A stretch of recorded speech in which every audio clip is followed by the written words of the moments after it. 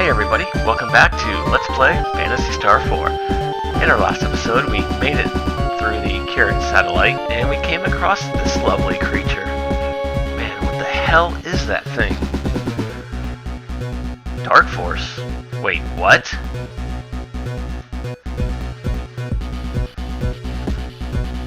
Yeah, that's the same deity that Zio worshipped, and the same one that he summoned in our battle against him.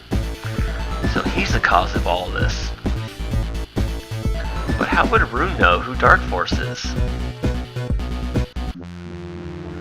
But it's boss time for Dark Force. And along with Dark Force comes special boss music. Alright. Yeah, you guys recognize that face now, don't you?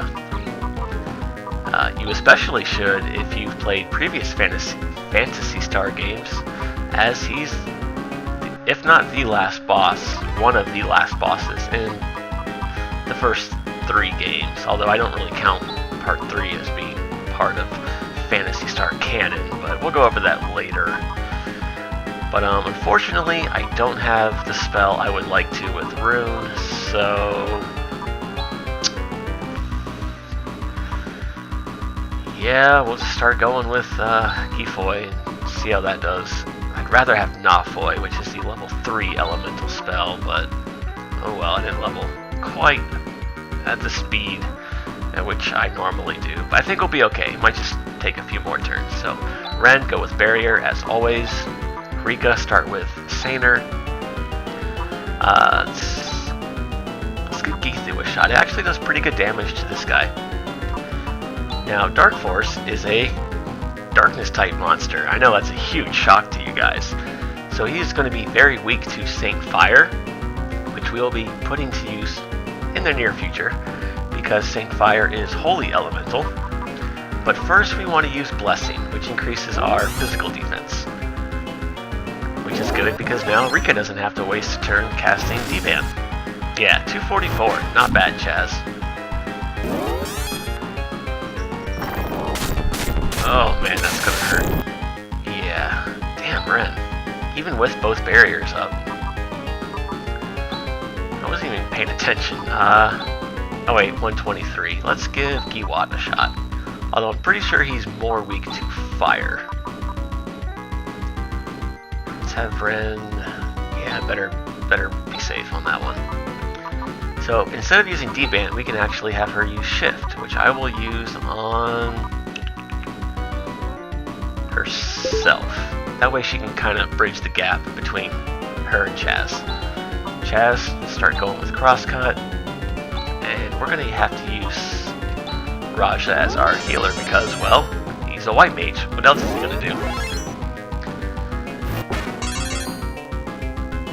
Giwat, about the same as Gifoy. I guess it doesn't matter which one you use at this point. And he has Phone on. Oh man.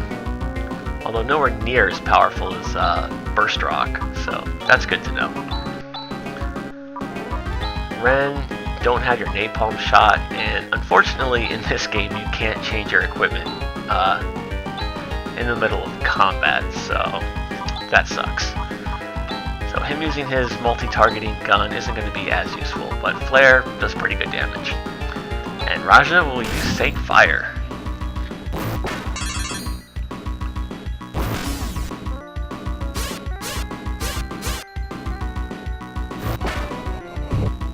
Yeah, 300 damage from the white mage. Oh man. Although that is probably the only bad thing about Raja, is that, you know, aside from giving him 2 shields, that's pretty much the only versatility you're going to get out of him. Like, his main role is white mage, and that's it. Yeah, we'll just use a res on Rune, that's more than enough.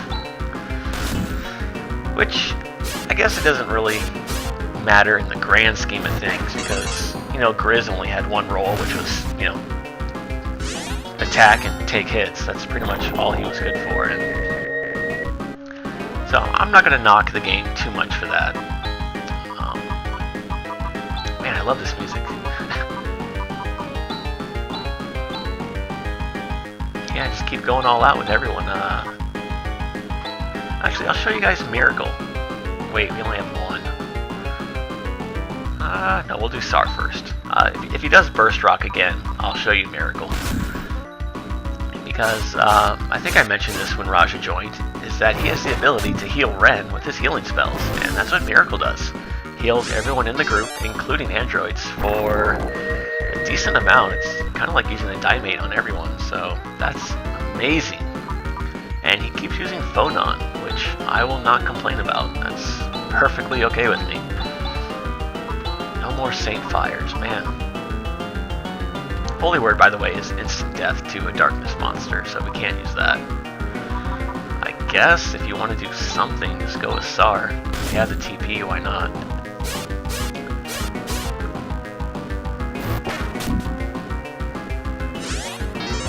And that's pretty much all there is to this guy.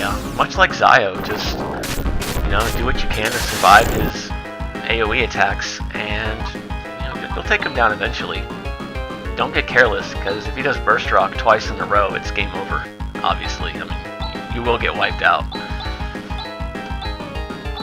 Good time to show off Miracle. Awesome.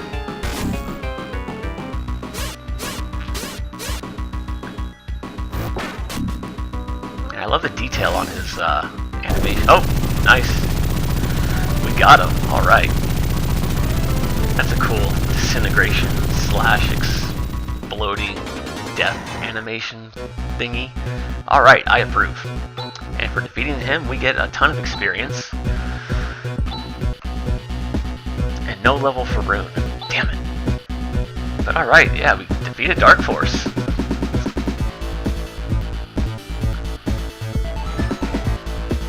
That wasn't too bad.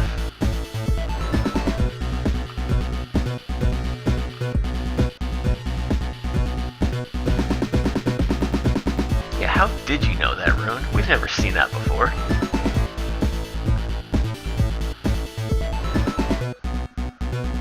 Wait, what?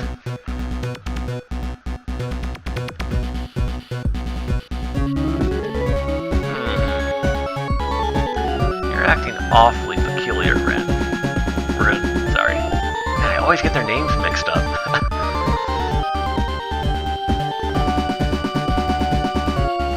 Like our trip here was for the better. Everything's back online after we go back to Zelan. Uh-oh, Rika's using her women's intuition. Something's happened. I suspect Rune is going to be at the center of all of that, but we shall see how that plays out.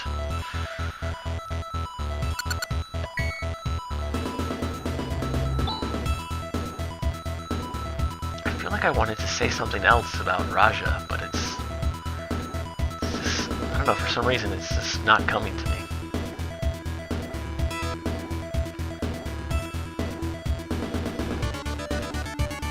Oh, that's what it was. Wait. Huh? I thought you fixed everything, Ren.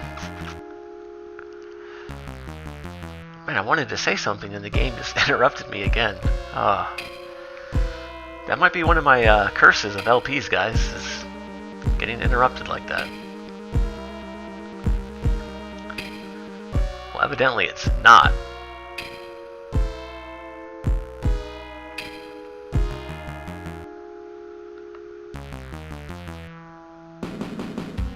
Because you just joined and you're a drunk old man. Maybe that's why.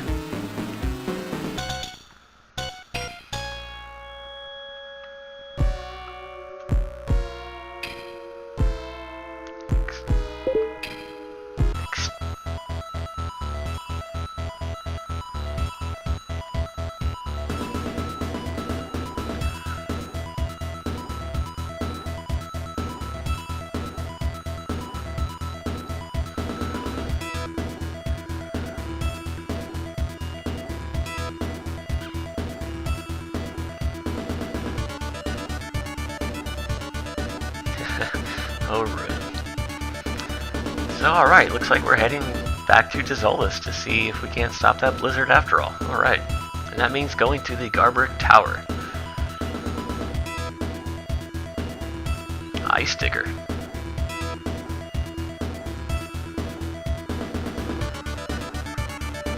ice-breaking car. What?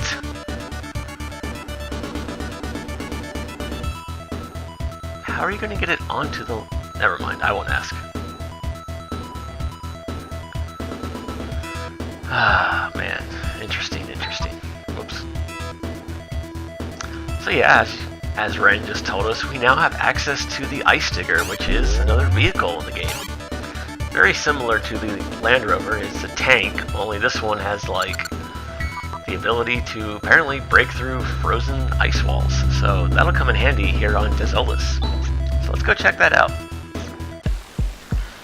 But getting back to Raja, I wanted to say that it's unfortunate that he's limited to that one role of, pure healer, because, that's usually one thing I kind of criticize in games, is their lack of versatility or options. And, vice versa, that's one thing I will give a bad game, credit for, is if they have either more than one way to solve a problem, or defeat a boss, or, if there's more than one possible way to solve any situation, I like that. Again, versatility, options, choice, freedom. Here's the Ice Digger, by the way. Just like the Land Rover, use it and you hop in, and it's a tank with drills on it. Fuck yeah. Now, the game doesn't really tell you where to go here. It's just kind of, drive around until you find these ice blocks, and then just kind of go from there. But I will show you where to go. So yeah, on the flip side of that though, if you want to flip the script, so to say, I will give a bad game a good review.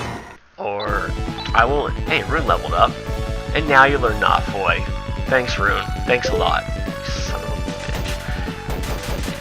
bitch. Now we could go up there, but I'm going to save that for a little bit later, because there's something I want to do first. And that is actually save. It's been a few levels. But anyways, like I was trying to say just a few seconds ago, even if a game is, terrible, it could have the lamest characters. This is the town of Zosa, by the way. It could have the worst gameplay, the shittiest graphics, but if the game is fun and engaging and actually makes me use my brain, I will probably enjoy that game. Good examples are Star Ocean. The skill system and the item creation system are both very innovative and deep and open-ended, and there's just so much room for customization that it's very engrossing and addicting for that matter, so I love it. The job system in Final Fantasy V and Final Fantasy Tactics, again, lots of room for personal preference and playstyle, and more than one way to develop your characters. So I give all those games, or similar games, points for that. Unfortunately, this game only has that in the form of different equipment setups, or changing who you want to be your healer from time to time. But oh well. Before I go on a rant and start a whole nother discussion about that, let's explore Zosa, and then we'll call this a video, because there's a few side areas we can go to, but I want to make sure we have enough time to go through, both of them in one video. That way I'm not kind of, I don't know. I just think it would flow better if we just kind of end it here on a new town and then pick up the next video with giant penguins. Yes! To the west of town. Alright, so, yeah. Saving the world can wait. I want a giant penguin. How cool is that? Collect eggs. Wait, what? So your job is to just follow this penguin around until it craps out an egg and... Oh, Rika. Hey, Rune, do you think it's cute? Aw, Rune. Come on. Oh, stop.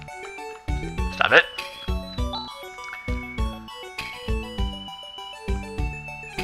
Alright. Dreamlike experience. Hell yeah, we will. Now, this is pretty cool. I always thought this was, like, amazing. Unfortunately, though, he does not actually join your party, but oh well. I guess does he wait outside for you? I don't remember. No, he doesn't. Well, that was short-lived, but yeah. There you go, guys. Neat little extra here. Here we get the Phantom Robe. Now, it doesn't say so in the description, but it increases your evasion slightly. I'm not a fan of it, to be honest. It's not as good as the... Oh god, what was that thing called in Dragon Quest IV? That one robe that increased your evasion. I think it was called the Cloak of Evasion. But, yeah. So here we get some new weapons, finally. Flame Sword for Chaz will be very useful here, as you can imagine. Thunderclaw for Rika, also very useful, although not so much right now, per se. Tornado Dagger, don't need that. Dream Rod has the power of Bindwall magic. Now, all these weapons here, as you can see in the description, are affiliated with some magic spell. And if you use these weapons in battle, it'll cast that spell. This will cast Flaily, Tandle, which we haven't seen yet, is Thunder Elemental. This will cast Hewn, I believe. And Bindwa is paralysis, basically, to organic type creatures. If you take off the suffix there, the WA, and you just get bind, that's how I like to remember what that spell does, because it binds them or restrains them. Now, the interesting thing about using spells in battle when they come from an item as opposed to as a character casting them is that they have different base damage formulas. For example, Tandle, if you use it from the Thunderclaw, is a little bit weaker than if a character will cast Tandle. So keep that in mind. Also, I believe if you use it as an item, it only hits one target, and the spell Tandle hits all enemies. So again, something to keep in mind. Now, the really good thing about the Flame Sword is that it's Fire Elemental, like I just said. And if you remember from way earlier in this LP, equip the Thunderclaw, thank you. Chaz and Rika both have skills that are non-elemental. Now, what this means is that... Do we need to go to the end? No, we're fine. What this means is that some Parmanian town has been completely destroyed. Oh no. We'll get there soon. But, anyways, yeah, those non-elemental skills, they're Crosscut, Air Slash, Double Slash for Rika, and Disrupt. What those do, when the game calculates the damage, because they're non-elemental physical attacks, the game uses your weapon to determine not only the damage that the skill will do, but also its elemental properties. Because if you remember me saying that every attack in the game has some kind of element or some kind of factor to it, and those that do not will just inherit the attribute of your weapon. What the fuck? Screw you, guy. So yeah, as you can tell now, if I use Air Slash with Chaz, it'll hit all enemies for fire damage, because the skill, Air Slash, will inherit the fire elemental attribute from the weapon, along with some of its power from the weapon. So that can be really nice, especially for this part in the game, because yeah, Chaz is just gonna like one-shot everything, which if I can get into a battle, I'll show you guys. Of course, it's the enemies that are strong to fire. Why not? Go with Gigra, you can attack everything. Let's use the Thunderclaw. Yeah, see, it's only one person, but it has a cool animation. I'll show you guys. It's one of my favorite spell animations, actually. Yeah, that looks awesome. And as you can imagine, that will wreck mechanical monsters, because they are all weak to thunder. So a free thunder spell that anyone can use. Yeah, it's only one target, but still, that's pretty nice, because now that gives Raja something to do. So, you don't have to, but that's just something I prefer to do. We could go up there for the Ice Digger, but we're supposed to go this way. Alright, this is the town of Rochelle. Wait, what? The fuck? Okay, I guess we got zombies to deal with. Alright. And they are weak to fire, so Air Slash should be good to go. Well, we could use Saint Fire, but That'll wipe them all out. Let's try Holy Word, see if that works. Yeah, look at that. 400 damage from Notfoy.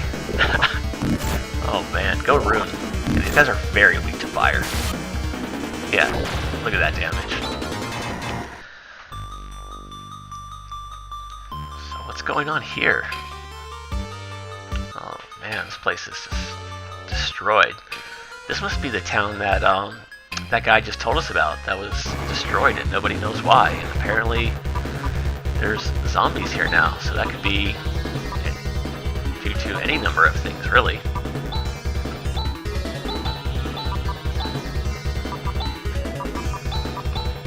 I think this is the only town in the game that has random battles, now that I think about it. Not that they're very challenging or rewarding for that matter, but there you go.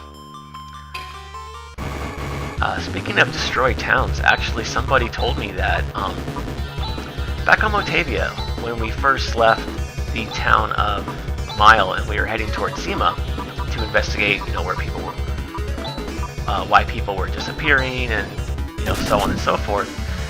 If you remember, we had to go find some elf slime, which we found out after discovering that people turned to stone. And we go south to Molcom and the town's destroyed, and we're out of luck. But if you go to Molcom before you go to Zima and find out that people are turned to stone, the town will actually still be there.